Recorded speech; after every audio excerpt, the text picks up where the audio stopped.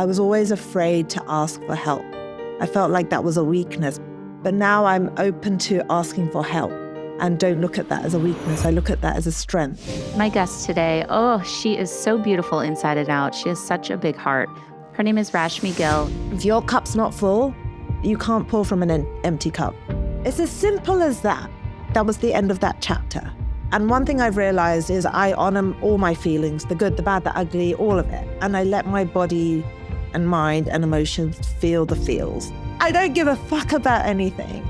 I don't care what anyone says about me. I don't care what anyone thinks about me. If you like me, I love it. If you don't, that's okay. I love you. Just move on. And I still am who I am.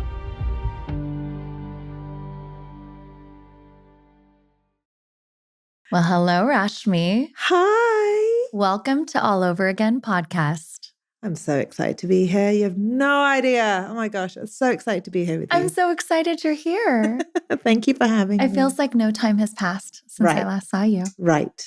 Isn't that amazing though, that you can be not in contact for such a long time, but when you do, it just reconnects as if it was just yesterday. Yes. And that's such a testament to relationships, especially nowadays when everything is online and on Zoom and instant messaging services of all sorts. You know, it's so nice to be able to do this in person. In solid synced connections, because it doesn't happen with everybody, right? Yes, that's true. Please tell me 3 adjectives that describe you, my friend.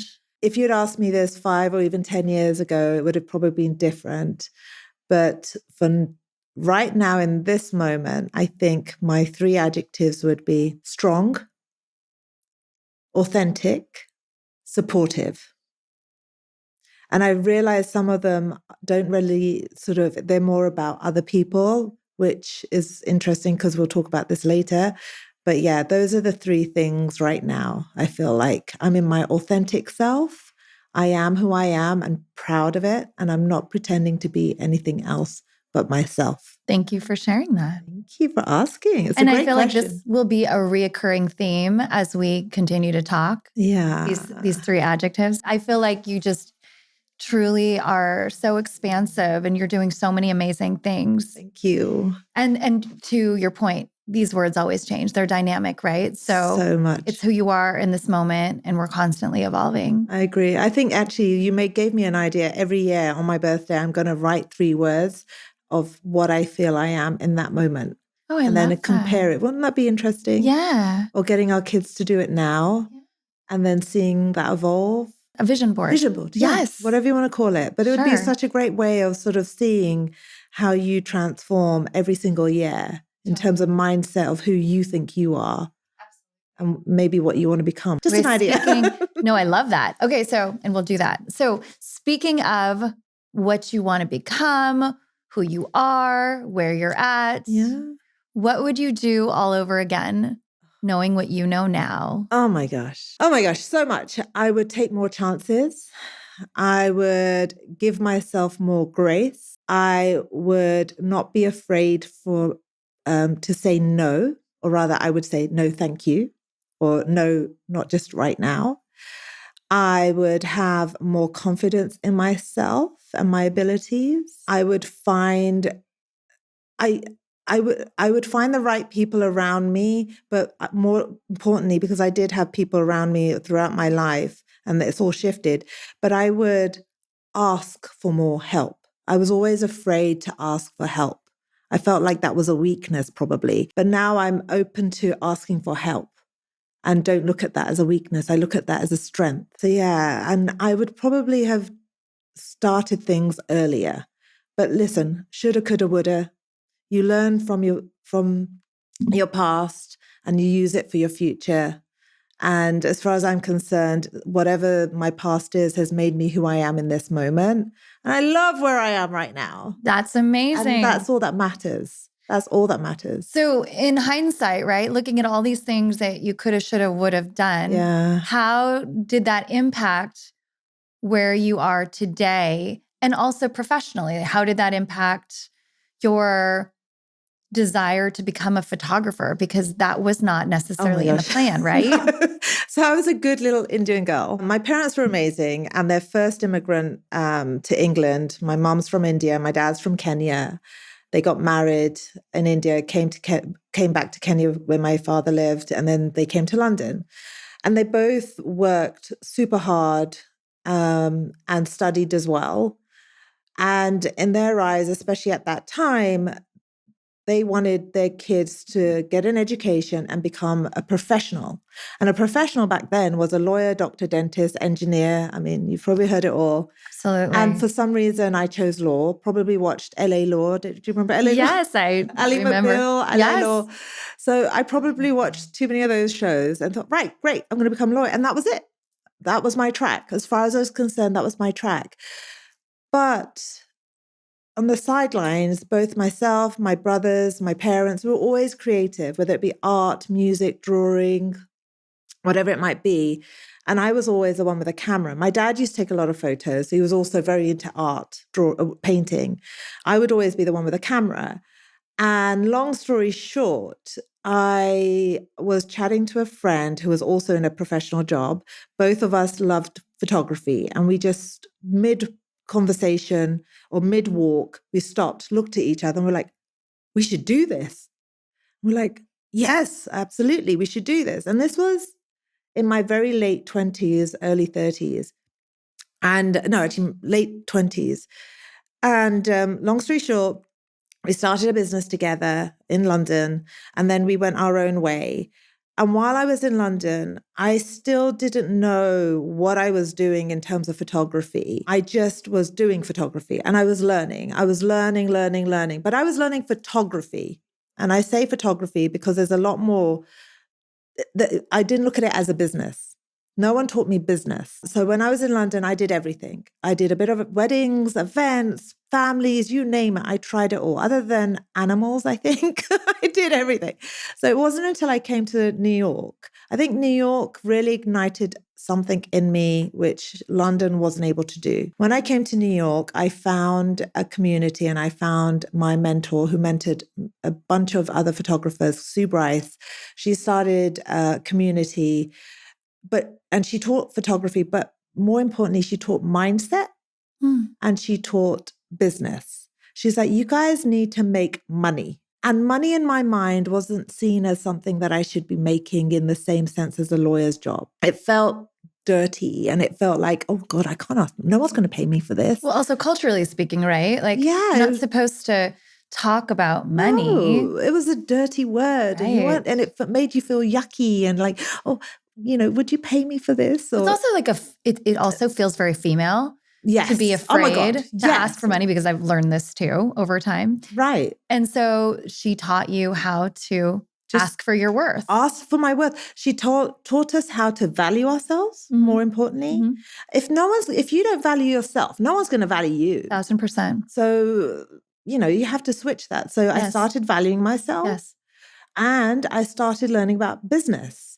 No one taught me business in England. Wow. And that was the thing that really shifted when I came here. I was like, whoa, hold on a second. I was around all these incredible photographers, and there's still a lot of them, still my friends. But no one sat down with me and said, Rashmi, you should be making money. Why are you not making money? You're good. Why are you not making money? And that's what shifted. And since then, I mean, I have so much love for New York. It's been 10 years last week that I've become a New Yorker. Am I a New Yorker? I don't know. You told me. A New Yorker now. 10 years makes you a New Yorker. I mean, other than the accent, I know all the good coffee shops. You have the best accent. Don't change that, please. Know the directions of everywhere. I use the subway. It was only until I came to New York that I really found my real sort of calling in terms of the business side and where I wanted to focus in terms of my genre. And I think that was when everything clicked in terms of the business. So tell us a little bit about your genre. My genre. Well, genre is personal branding and headshots.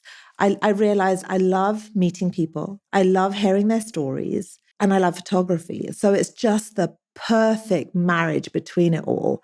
And like this blend of being able to meet people, hear their journeys, understand where they've come from, who they are, and then create images around that. So I don't say to people, all right, what are we going to do for your shoot? I say, what do you want your photos to say about you?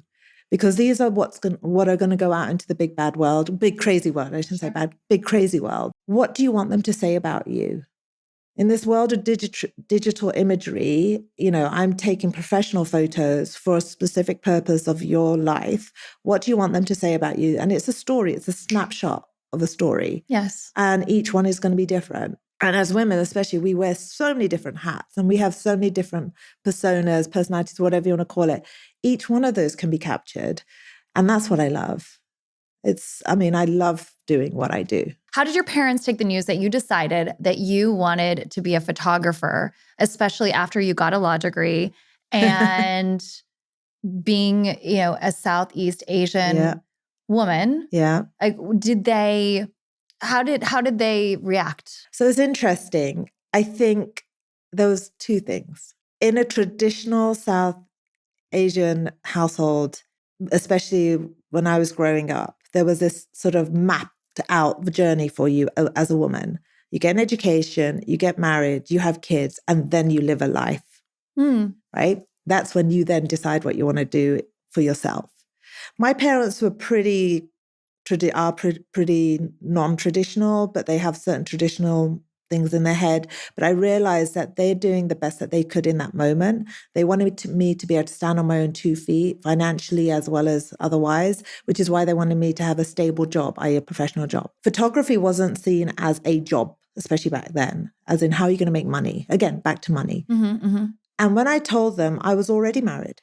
I'd already qualified as a lawyer and I was working as a lawyer. So I think I have to actually ask them this. If I'd said this to them before all of this, they probably would have flipped. But because they wanted me to make sure, they wanted me to be able to stand on my own 2 feet financially and otherwise. But because I was already married and very newly even then, and I was already doing my law job. I was doing both at the same time initially. I think they were totally fine with it. In fact, my mum was my biggest marketer. She'd go to weddings and parties and give out my card.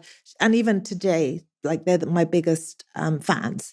So I love them dearly and they've always been there. But I think I have thought about this question and I think that's probably one of the reasons they were so supportive in that moment. But interestingly, only until recently, when I tell people I'm a photographer, they think it's a hobby. And they're like, oh, that must be nice. Not that I try to convince people anymore, but when people have asked me, I say, no, this is my business. Mm-hmm. I do it full time. Mm-hmm. There has been occasion where I've told them how much I've earned from one job and their eyes just go, what?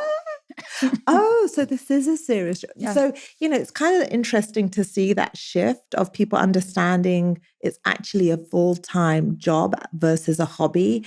And again, I'm now standing in my power as who I am and owning it and showing that this is who I am. And this is a serious thing. This isn't just a side hobby or a passion that I'm just doing here and there for a little bit of money or whatever. This is a serious thing. And I had a hard time with that initially, but now I'm owning it. That's great. Yeah. Because there are different levels, right? There are people that do this for a hobby and there are people who do this professionally. Yes. Right? Yeah. And there are plenty of fashion photographers who have made a name. And so why is that any different? That is interesting as you say that because a lot of those fashion photographers are male. So now that I'm thinking about it, so I do wonder if there's outside of Annie Leibovitz, right? So speaking of that dynamic, that male-female dynamic, just shifting gears for a second here, we talk a little bit about, the cultural conditioning and also the steps in terms of what comes next. So you got your law degree, you got married, and then you decided to switch careers. And then maybe you started thinking about a family. Let's talk a little bit about what happened next. Oh, yes, Oh my gosh, you have been such a big part of my journey and I am indebted to you for all the support. 10 years into my marriage, I'm like, why are the kids not happening? And it's interesting that I look back and I think 10 years and why did I wait 10 years? I can see that one of the reasons is because no one would offer any help in terms of support. It was always judgment. It was always indirect judgment or direct judgment. It was always like, are you not going to have children? When are you having children? Is there a problem with your relationship? If you have a child, and these are all genuinely things people have said, by the way, if you have a child, it will sort out any issues you have with your husband. Really? That is like the worst thing I've ever heard in my entire life. Can I tell Sorry, you? I No, the just worst thing is coming. It's your fault you don't have children. Oh my God. Oh, wow. Yeah, of course. I'm like, and they have no idea what's going on. No idea. But here's the funny thing. No one actually sat down with me and said, are you okay, Rashmi? What's going on? Are you okay? Is there anything I can do to help? Do you want children? Like, is this something that you want? Is this something we can support you with rather than do you want children? Is this something we can support you with? It was more judgmental approach rather than a supportive approach. And it just happened that, of course, I went to the doctor and was like, hey, trying to have kids, not happening. And that's when IVF came in. And this is in England. And they suggested IVF. And in England, especially back then, it was always something happens in America. IVF was this big thing in America. It wasn't really, at least to my knowledge, it wasn't something people talked about in England. And so I was like, okay, let's do it. And so we did IVF, and I had 3 embryos. 2 were implanted. Maya was the one that came out of that beautiful thing. And Maya knows that embryos were implanted and that she was one of them, and she could have been a twin. So we've already had this conversation about that there are different ways of that a child can come into this life, or into a family rather, because at school at her age, they're having these conversations about. Are they? They are. They're talking about IVF and how babies are born? Not IVF. They're talking about sex. Okay. They're getting to that level. But Maya, interestingly, has seen all the shots and the injections over the years, because since then, Maya, I've been trying, and she's 11 now. I've been trying.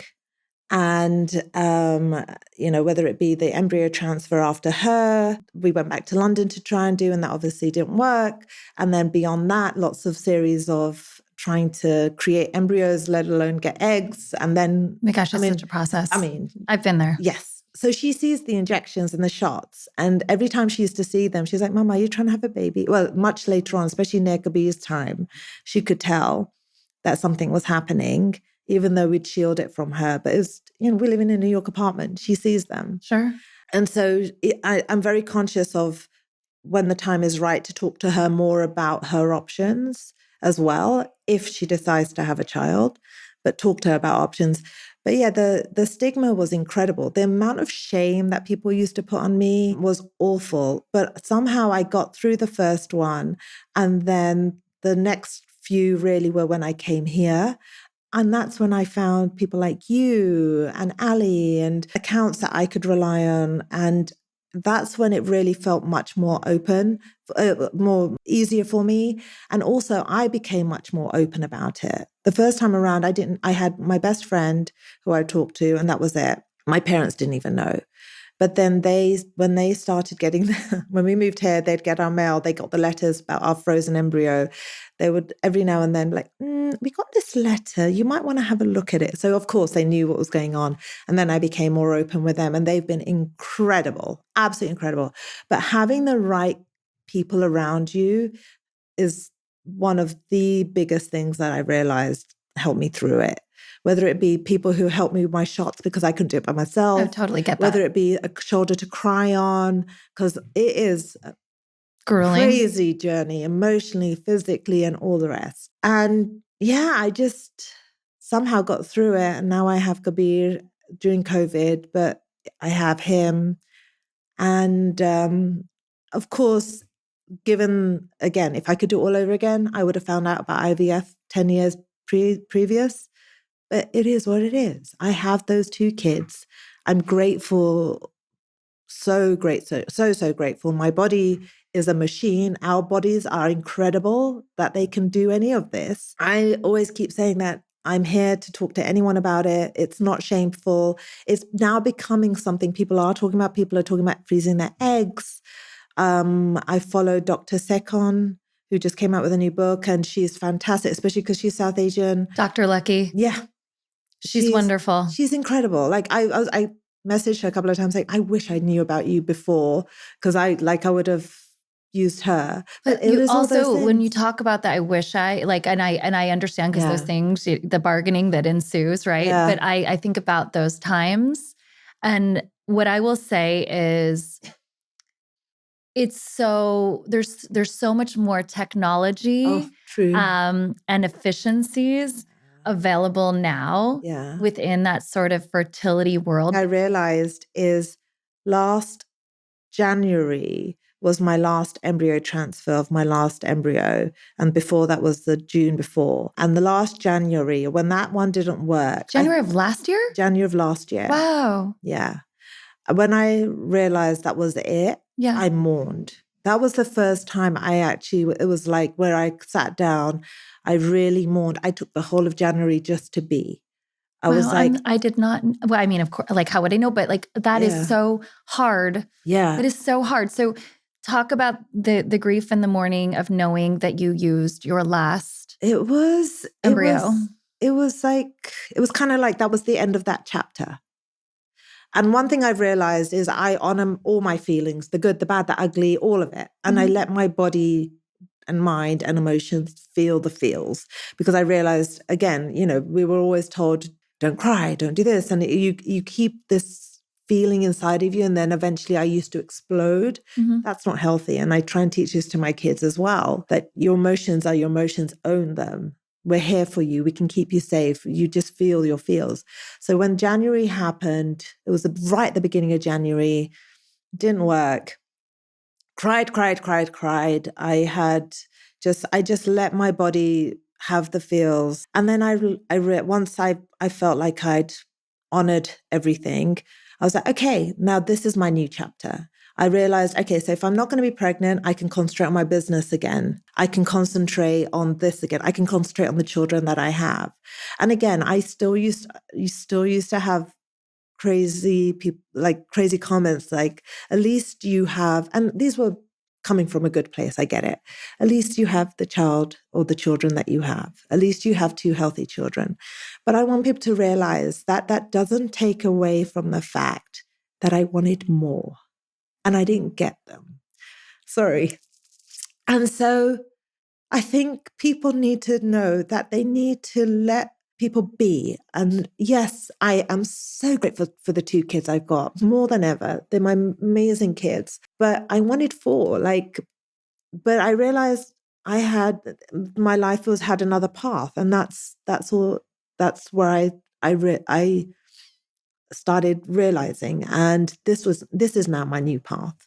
I can get back into being fit again and getting back into my jeans and don't have to worry about being pregnant during a time and, where I now can concentrate on my business and friends and maybe traveling more and all of the things that don't involve pregnancy, basically, and then having a newborn at the end of it.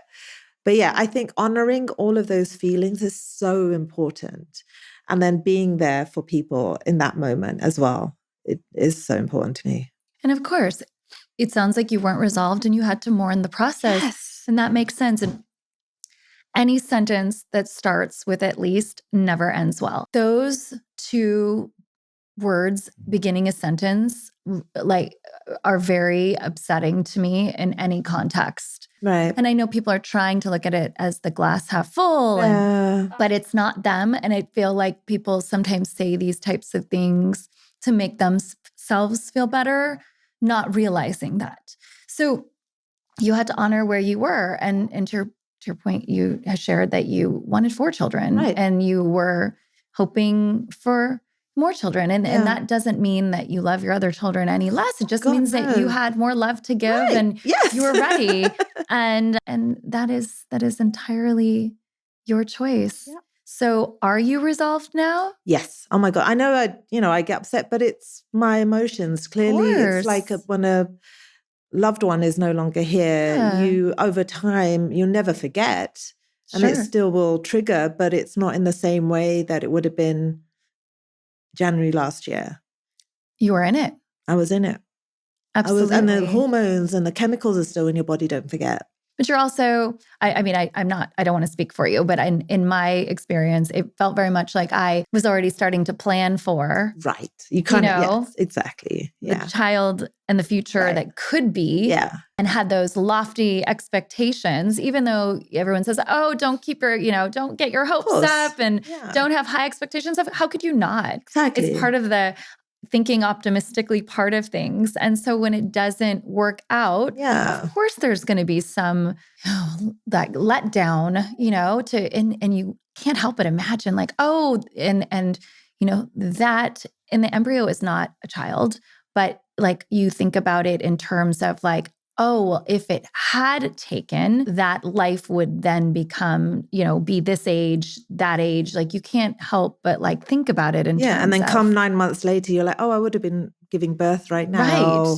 Right. All of that stuff. Right. Totally. But, that was part of my grieving process as well. How was it to go through ART, IVF, with a South Asian history, culture? Like I said, the first time around was hard because I didn't really tell anyone. And then after I had Maya, I started talking about it. And it was funny because so many people came out and said, I had IVF too. And that was shocking and surprising. I was like, wow, why didn't you talk about it? But I get it. Everyone has their own journey and not everyone wants to be open. Even when I posted it every now and then I'll do a post about my journey.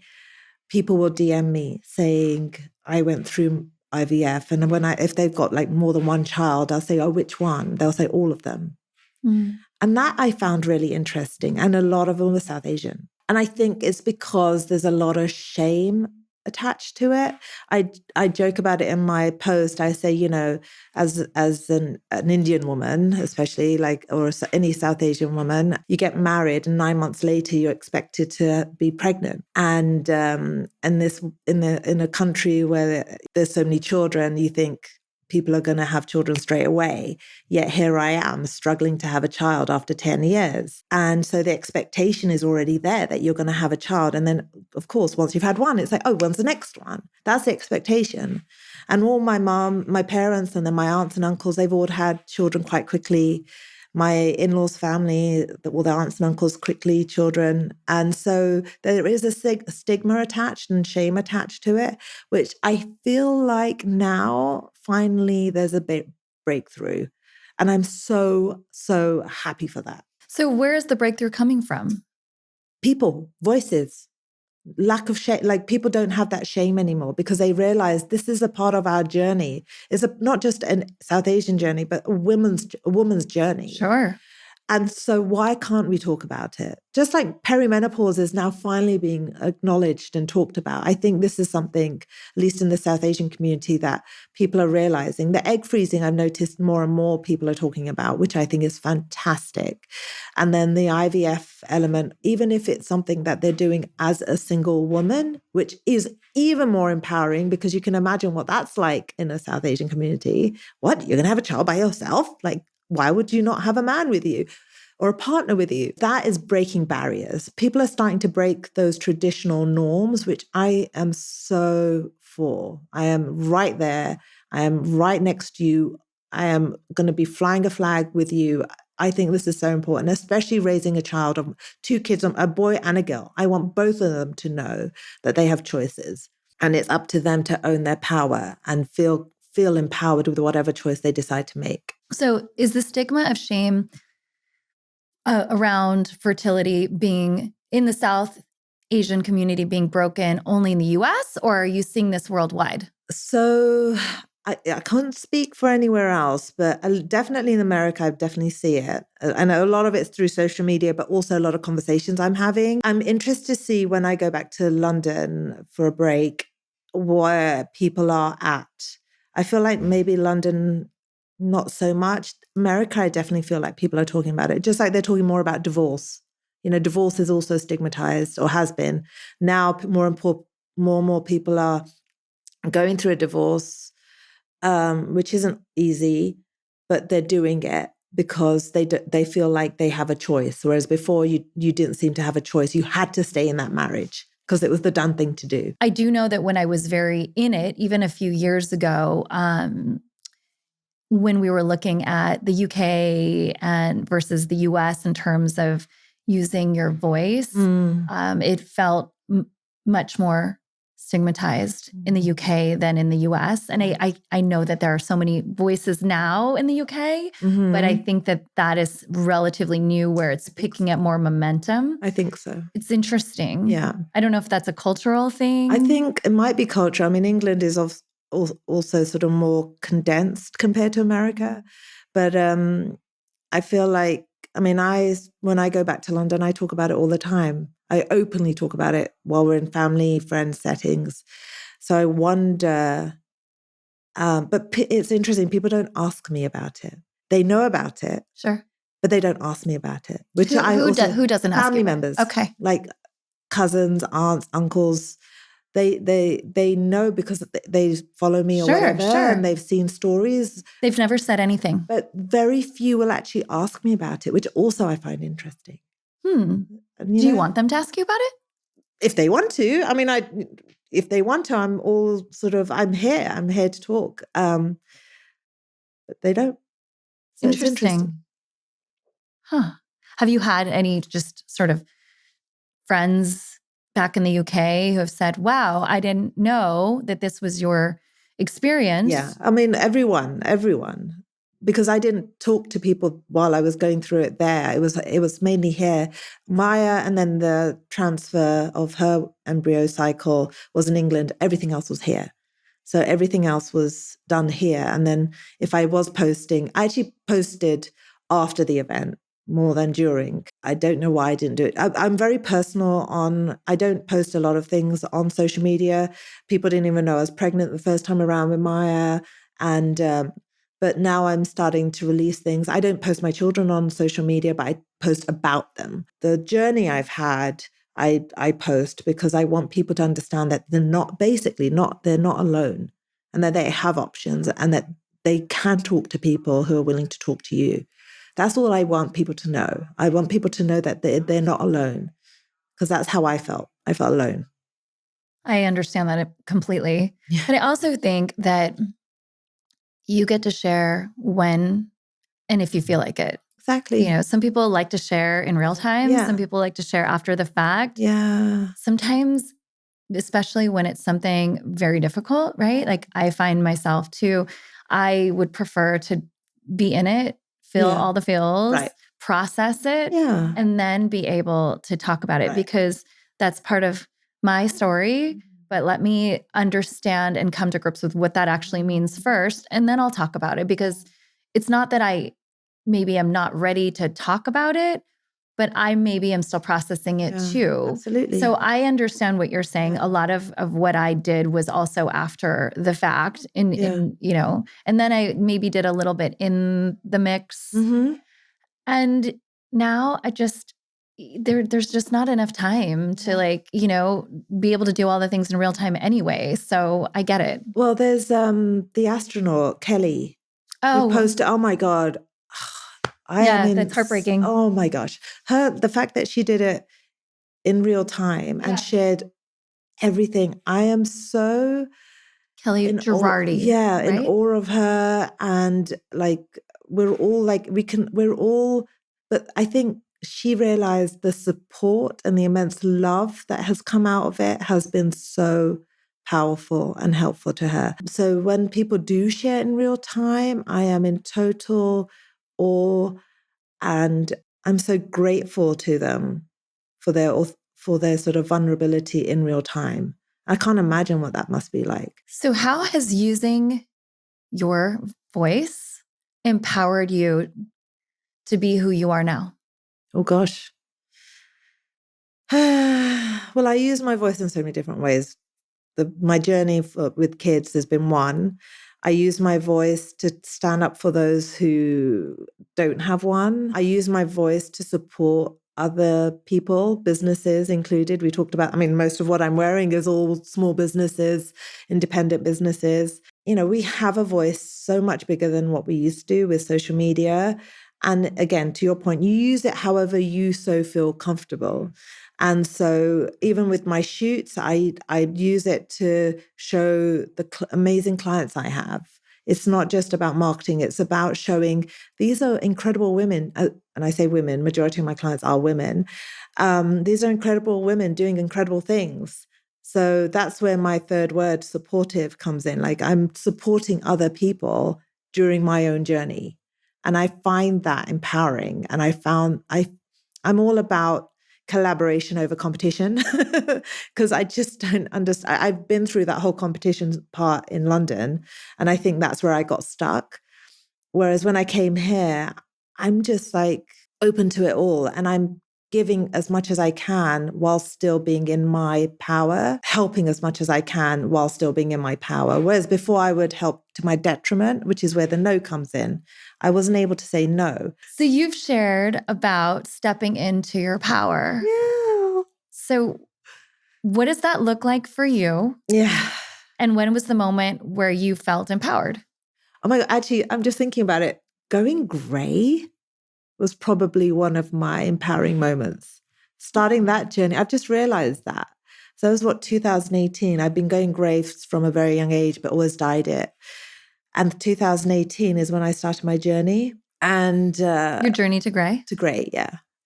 And to like this kind of like full on natural long hair. I think, so I just turned 49 yesterday. Happy birthday. Thank you.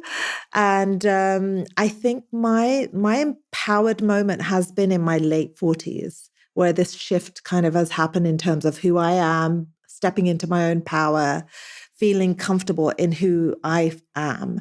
After I had Kabir, I felt sort of, it was COVID, pregnant and being in COVID was hard. Not being around family and friends at a time that you want to celebrate was hard. But after all of that, I put on a lot more weight than I would have felt comfortable with, or my body didn't feel like it was my own. So after feeling good in my physical body, my mental side of me was also changing again. And I think sort of 47, 48, 49 has just been the most powerful years for me. No, I don't give a fuck about anything. I love it. I don't care what anyone says about me. I don't care what anyone thinks about me. If you like me, I love it. If you don't, that's okay. I love you. Just move on. Totally. I love this. And I still am who I am. I still am that loving, caring, supportive person. Yeah. It's not like I will talk bad about you because I don't like that. Sure. You just don't have to be in my periphery. Like you can be there, but just not be there. It sounds like you're very cautious about your energy sphere. And like who is around. Yes. You know, I would be that one where people would be around me and then just suck all the energy out of me. And it was exhausting. And I don't have the time for that, let alone need that. 1,000%. We're busy, professional, working moms with families and CEOs of our own life, that we don't have time for all that crap. We just need good around us. And listen, mortality is something that you think about the older you get, right? And I want my years, whether it be 5, 10, 50 years or beyond, to be the best years of my life. Every single day should be a great day. Even if it's just sitting by yourself, having a coffee in your PJs. That's what you should feel like doing, and that's what you should own. That's what should feel good to you. And the same applies to the people who are surrounding me. I don't want any of that negative energy. I just want it to be good. And yes, we all have our ups and downs, and it's hard when the downs are there, but you get through it with your friends, you get through it with your community, you get through it with your mind. There's so many things. And I'm sure there's going to be lots of things, hurdles in my life, but I'm ready for it now. I'm so ready. I can't tell you. You feel like a superhero.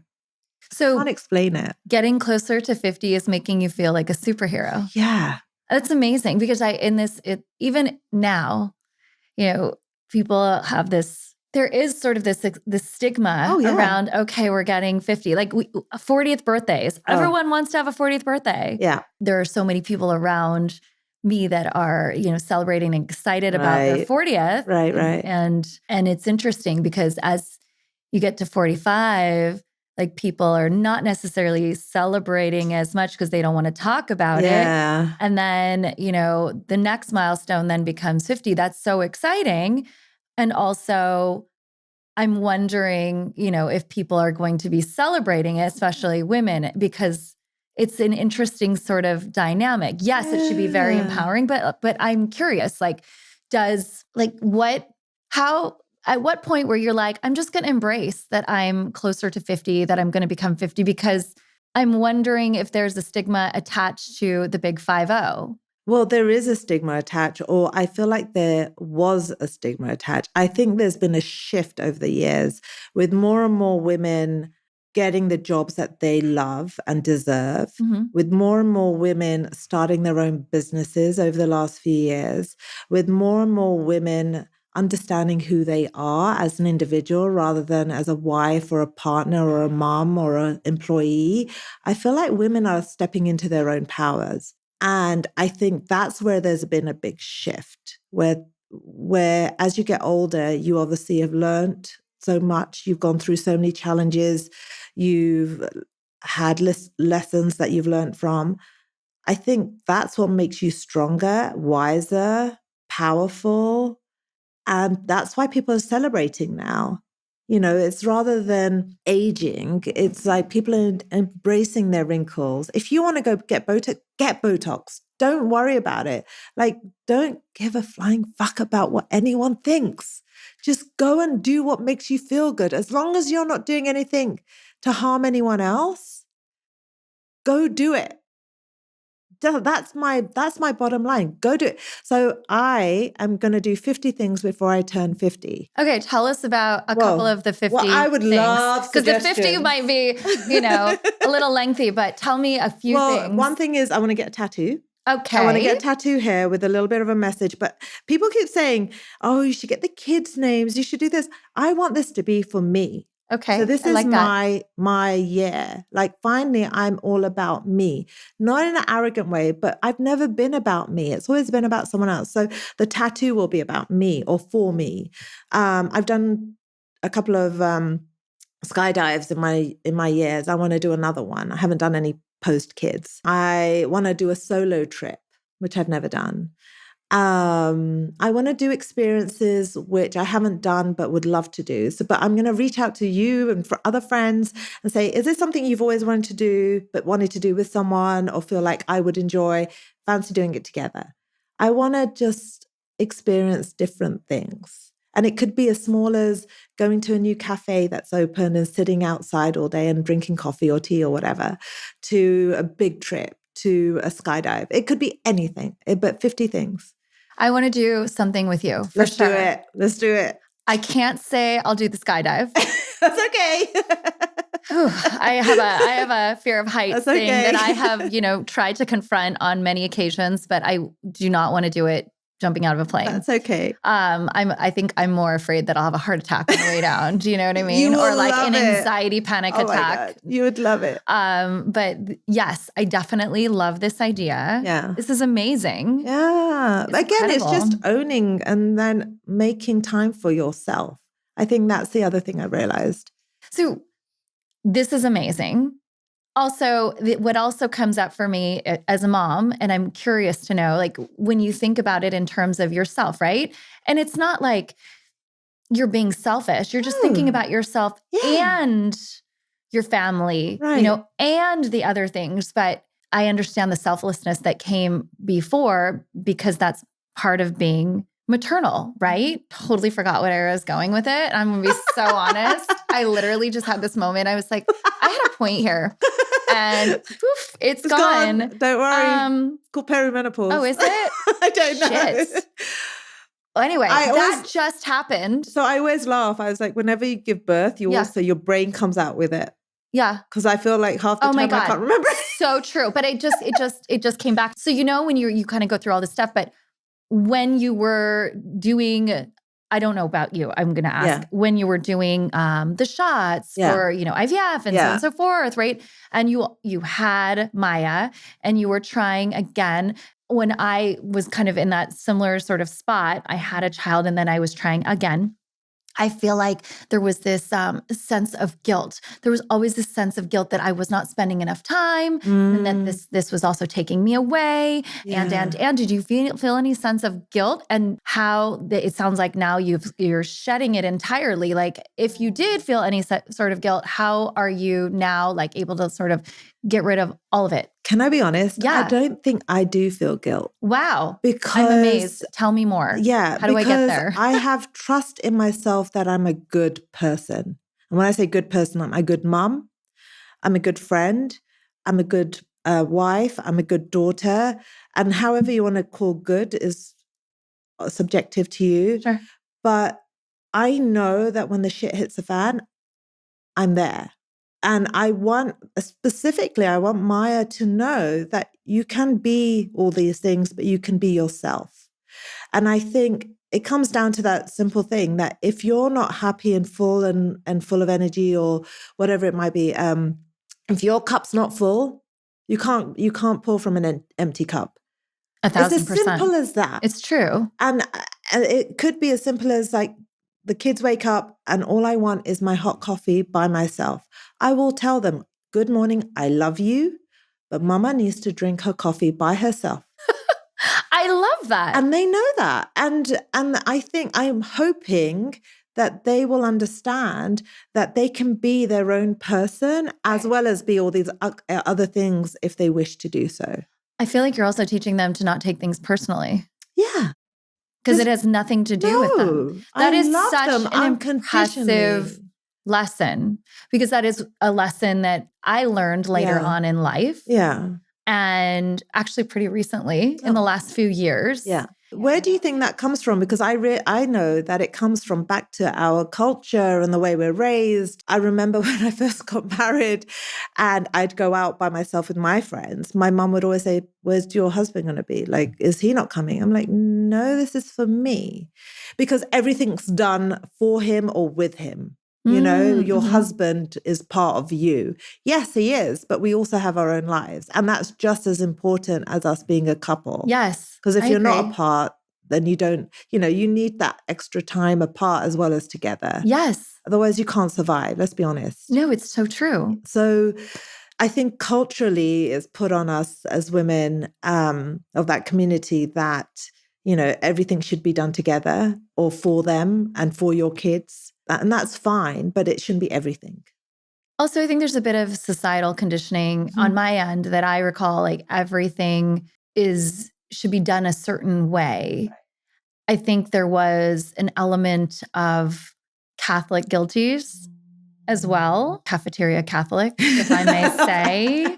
But I think that there was this sort of like guilt element. Okay. Maybe that's like the European side, the Western European side. My mother doesn't seem guilty about anything. And so I don't really know where I acquired it. But I do realize, like, even sometimes, like, I catch myself saying, like, if we don't do this, then this can't happen. And I'm like, oh, let me reframe that. Like, once we do this, we can mindset, then do that, right? It's totally mindset. It's also this constant quest to try to make things less traumatizing for the next generation. Oh my God, yes. Well, also letting them live their lives and make mistakes. Yes. Oh God, that's so important to make mistakes. Right? Like, because I don't want to enable either, right? No. So there's this fine balance. But you want them to make mistakes, but be there for them. And also the way I'm looking at it, give them the tools to be able to deal with it. Yes. The small things and the big things. Yes. All of it. Right. I just want them to have the tools to be able to deal with it and also know that they have us unconditionally for anything, that they can come to us, my husband and I, for whatever they need. That's it. And it's simple as that. And I've always tried to put that forward. So my daughter asked me the most funniest questions and I'm trying to say it without smiling and laughing. But I love that. I want her to be able to come to me no matter what, the good, the bad, and the ugly, without feeling that she's going to be judged or, put down. There might be consequences, but she'll know that. Parenting is hard no matter what generation you're in, but it's evolved as well. It really has. And it is still hard. Yeah. And you don't want this generational trauma to be carried from generation to generation. You want to be able to lessen it each time, if not try and get rid of it completely, so that they're not having to take trauma that you've had to carry through your life and then pass it on to them. That's not what I want. Yes, it's so true. Yeah. So if you could empower an entire generation of women, what learning would you teach them? Ask for help and don't be afraid. Learn to say no, thank you. Believe in yourself. And know that you're not alone in a lot of things. That if you're going through something, there will be more than one person going through the same thing, and know you're not alone. Whether or not you decide to then go out and talk about it is your power, is up to you. But just in yourself, know you're not by yourself. I want people to know that they can do anything that they put their heart and soul to. That's the simple thing. And just love people. Give love, receive love. That's as simple as it should be. It's beautiful. Life is simple when it comes down to it. Doesn't always feel that simple. So I love that. That's true though. Yeah. When you are having a good day, it's really amazing how contagious that spread is. And honor those little things as well. But even if it's a simple thing, like that is a good thing. We find it really hard to find good in our lives. I'll give you one thing. Like my dad gives me so many tidbits for life. And one of them was, we always look at, when something bad happens, we always look at all the bad things that have come out of it. But if you really sit and think about it, there'll probably be good things that come out of it. And once you've thought of one, you'll think of another. And before you know it, you've got like 10 really good things that have come out of not a great situation. That's what we need to concentrate on. Honor what's happened, grieve it, whatever it is, but still think about the good that's happened, whether it be a relationship, whether it be a family journey, whether it be whatever it is. There are some things, don't get me wrong, there are some things which you still can't find the good out of, whether losing a loved one is one of them. So that's hard. But other things, one of my relationships was awful, toxic. And I used to look back going, I hated that. And when I look back, I'm like, actually, I learned this. And this is what it's made me who I am now. I do know. And that's amazing. Yeah. Rashmi, thank you so much for sharing with me and being here with me today. Thank you for having me. Thank you. Thank you. I love this conversation and spending time with you. Me too.